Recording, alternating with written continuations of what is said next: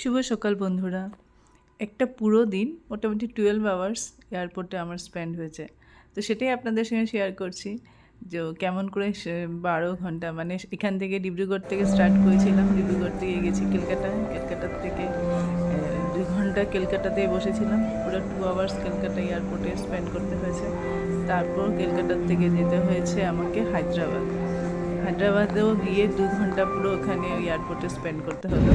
তারপরে হায়দ্রাবাদ থেকে আমি লাস্ট আমার ডেস্টিনেশন, যেটা ফার্স্ট ডেস্টিনেশন ছিল সিডনিতে গিয়ে পৌঁছেছি। যখন সিডনিতে ল্যান্ড হয়েছে তখন 10:30।